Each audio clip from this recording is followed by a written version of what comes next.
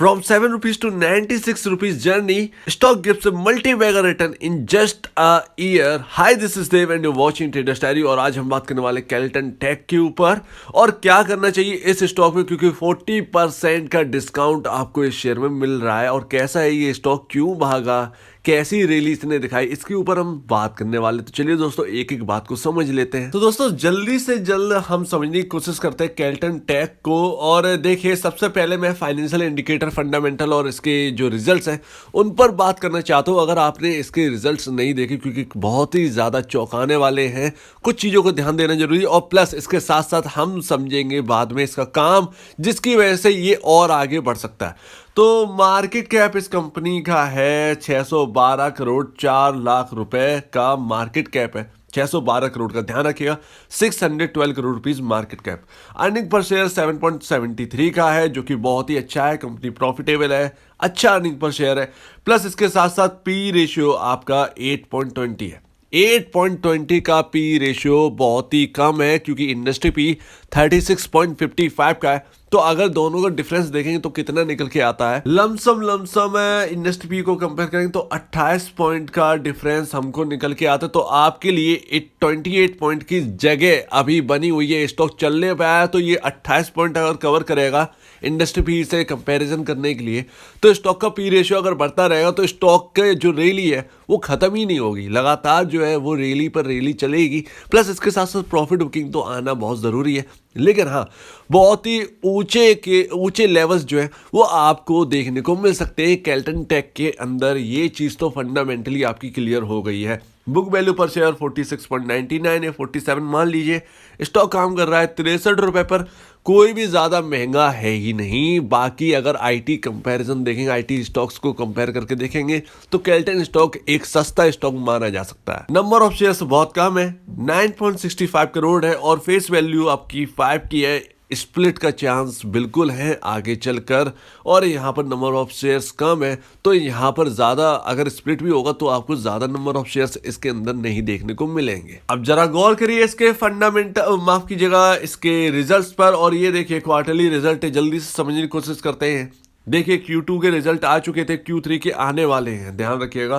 तो Q3 से ये Q2 के रिजल्ट हैं 2021 से जून, माफ कीजिए सितंबर, जो आपका सितंबर क्वार्टर है उसका रिजल्ट है। तो उसमें नेट सेल कितनी है, 208 करोड़ 74 लाख रुपए, 208.74 करोड़ रुपीस की नेट सेल है, जो कि बहुत ही बेहतरीन है, अच्छी नेट सेल है। आपका मार्केट कैप 612 करोड़ के आसपास है, नेट सेल क्वार्टरली इसकी 208 करोड़ है। तो कितना बड़ा डिफरेंस निकल कर आता है आप खुद ही समझ सकते हैं। इस चीज़ को समझने की कोशिश करिएगा, बहुत ही अच्छा है।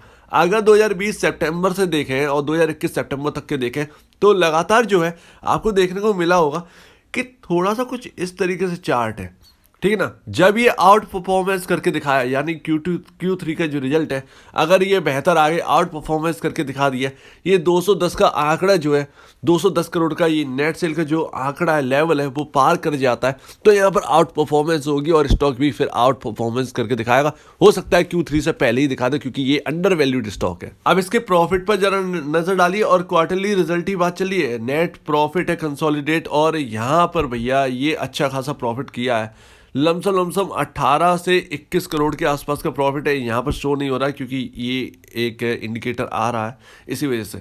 लेकिन कंपनी बहुत ही प्रॉफिटेबल है, अर्निंग पर शेयर बहुत ही अच्छा है। 18 से 21 करोड़ पर क्वार्टर यहाँ पर जो है प्रॉफिट के अगर निकल कर आता है तो ये एक अच्छी बात है शेयर होल्डर्स के लिए, और कंपनी अच्छा कर रही है ये हमको पता चलता है। आगे फ्यूचर में जो इसका काम है उससे इनको अर्निंग बहुत ज़बरदस्त आ सकती है, जिसकी वजह से इसके अंदर, इस शेयर के अंदर जो है वो उछाल देखने को आपको अच्छी तरीके से मिल सकता है। अब जरा यहाँ पर देखिए, ये समझाना बहुत जरूरी है, ये एनुअल है, सालाना है, 2021 मार्च का है। और देखिए 612 करोड़ की नेट सेल है, समझने की कोशिश करिएगा। 775 करोड़ का नेट सेल है, 612 करोड़ का मार्केट कैप है, 775 करोड़ की नेट सेल है।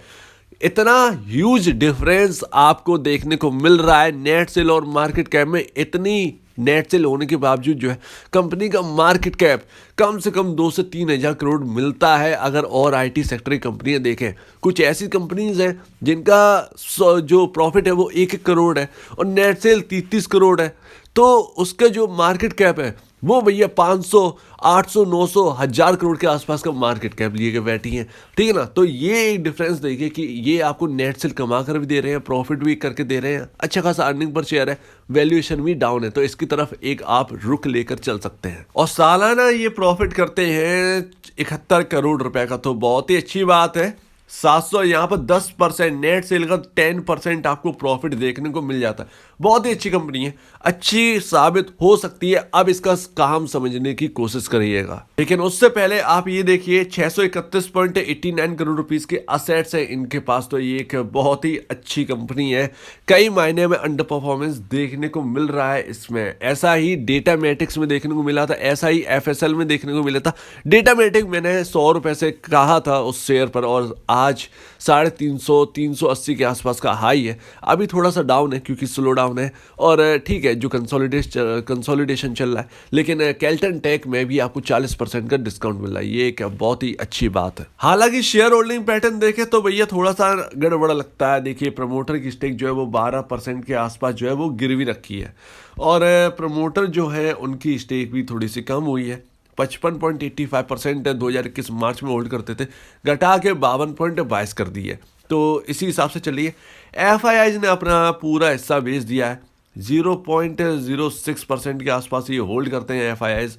लेकिन यहाँ पर डीआईआईज जो है, जो डोमेस्टिक इन्वेस्टर हैं, उनने हिस्सेदारी बढ़ाई है, 0.30 से बढ़ाकर 3.32 कर दी है डीआईआईज ने। तो ध्यान रखिएगा डीआईआईज की तरफ से बहुत ही तगड़ी बाइंग हुई है इस स्टॉक के अंदर। हालांकि यहाँ पर रिटेल इन्वेस्टर जो है 46.91 दिख रहा है, वो भी घटकर 44 पॉइंट समथिंग रह गया है। तो कोई खरीदेगा तो किसी की तो कम स्टेक होगी ही। तो ये है पूरा केल्टन टेक का फाइनेंशियल फंडामेंटल आपके सामने, अर्निंग के साथ साथ यहाँ पर आपके सामने क्लियर है।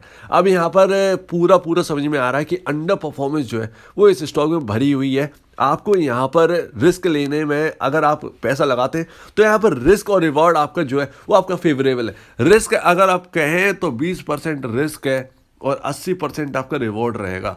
तो ध्यान रखिएगा, इस हिसाब से तो समझ में तो यही आता है। अब दोस्तों केल्टन टेक की इंफॉर्मेशन अगर हमें चाहिए तो देखिए मैं वेबसाइट पर नहीं जा रहा हूं, मैं बाहर से ही मैं बता रहा हूं, क्योंकि वेबसाइट पे और टाइम लग जाएगा, इसलिए मैं शॉर्ट में बता रहा हूं। तो दोस्तों ये एक इंफॉर्मेशन टेक्नोलॉजी और आउटसोर्सिंग कंपनी है, हैदराबाद में इसका हेडक्वार्टर है।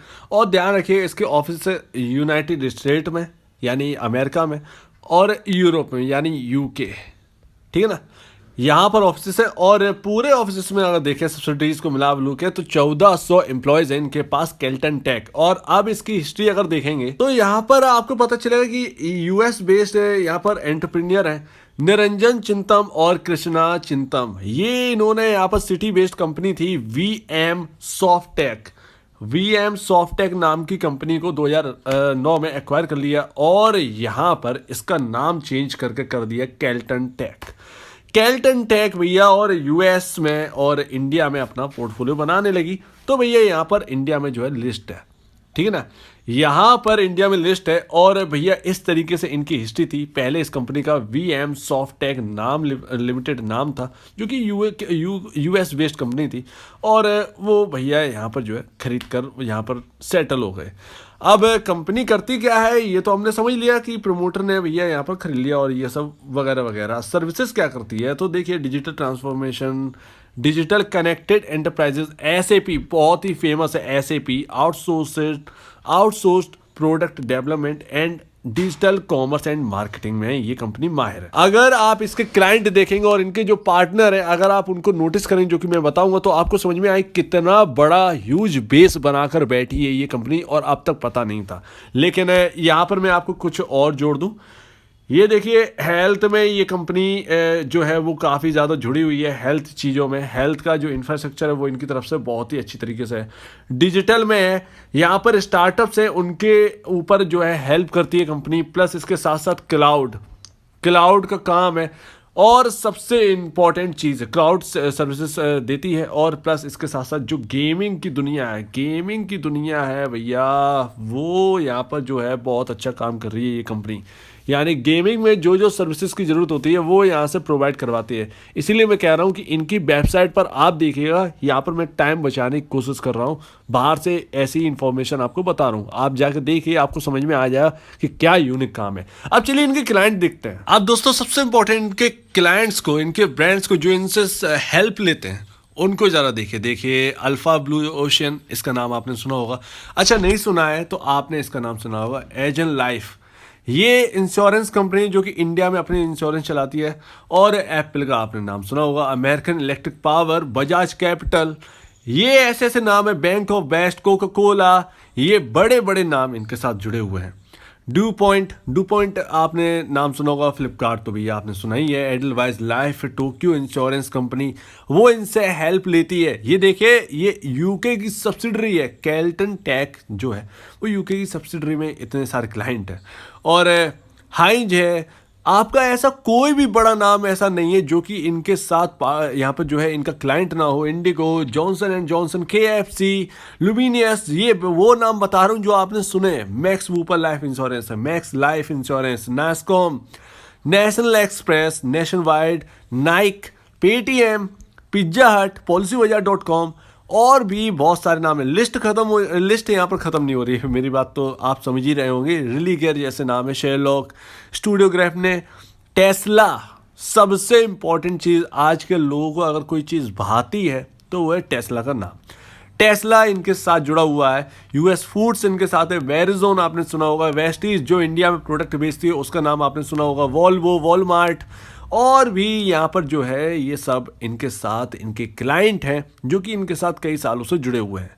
अब इनके जो पार्टनर हैं उनको ज़रा देखिए, यहाँ पर आपको समझ में आएगा कि इनके जो पार्टनर देखिए, ये एजन लाइफ साइंस पार्टनर्स जो है वो कैल्टन टेक के बारे में बता रहे हैं। मैं ज़्यादा डिटेल में नहीं जाऊँगा। यहाँ पर पॉप्स, यहाँ पर फॉर्च्यून 500 की लिस्ट में ये कंपनी शामिल है।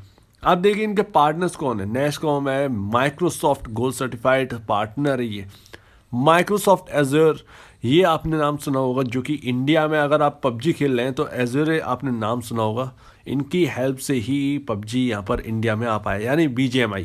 अमेजॉन वेब सर्विसेज जो कि काफ़ी नामी है, उसका आपने नाम सुना हो। तो इन सब ये सब पार्टनर्स हैं और बाकी जो मैं पहले बताया वो क्लाइंट है। तो आप समझ रहे होंगे कि कैल्टन टेक की वैल्यूएशन क्या आगे चलकर हो सकती है। इवन अगर आज की डेट में देखें तो आज की डेट में बहुत अच्छी वैल्यूएशन होनी थी, लेकिन यहाँ पर वैल्यूएशन इस कंपनी को मिली नहीं। इवन यहाँ पर जो है आप देख ही रहे होंगे कई कंपनीज ऐसी डली थी जो कि हज़ार रुपए की होगी, वो कभी 40 रुपीज़ 30 रुपीज़ पर ट्रेड करती थी, IT सेक्टर की कंपनीज। और अगर ये कोविड का सिचुएशन ना आता तो शायद वो वहीं पर वर्क करती रहती, क्योंकि लोगों को पता ही नहीं चलता कि क्लाउड है क्या, क्या ये है, क्या वो है, IT सेक्टर में क्या खरीदना चाहिए। तो उसी के मद्देनजर यहाँ पर जो है तेजी बन रही है। बाकी स्टॉक्स में तो कुछ खराब स्टॉक चले, लेकिन कुछ ऐसे स्टॉक्स है कैल्टन टेक जैसे जो अच्छे स्टॉक है, इनके बारे में रिसर्च कम है लोगों की और ये कम यहाँ पर जो है चल पाए हैं, जबकि इनकी वैल्यूएशन बहुत हाई होनी चाहिए थी इस वक्त अगर इनके क्लाइंट इनके काम को देखें तो उम्मीद है दोस्तों आपको कैल्टन टेक का काम समझ में आ गया होगा। और फंडामेंटल हमने डिस्कस कर ही लिए हैं, फाइनेंशियल भी डिस्कस कर ही लिए हैं, तो ये दोनों हो गए। इसका बिजनेस भी हमने डिस्कस कर ही लिया है। और जो क्लाउड का काम है, जो क्लाउड बेस्ड टेक्नोलॉजी है और जो गेमिंग है, वो तो आप जानती है कि आने वाले टाइम में किस तरीके से रुख पलट रहा है, हर चीज़ क्लाउड बेस्ड हो रही है। तो इनका जो फ्यूचर है वो भैया यू है।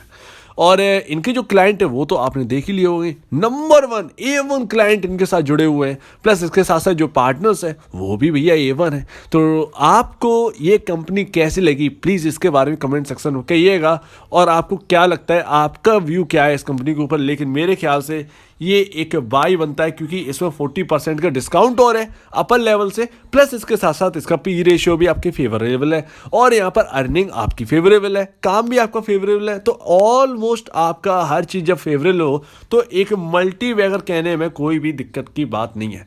तो आशा करता हूँ जिनके पास डले हैं वो भैया यहाँ पर रह सकते हैं, बिल्कुल रह सकते हैं। कंपनी बहुत ही यूनिक काम है, और यहाँ पर प्लस इसके साथ साथ मैं आपको बताऊँ जिन्हें नई खरीदारी करनी है, बिल्कुल आपको 40% का डिस्काउंट मिल रहा है।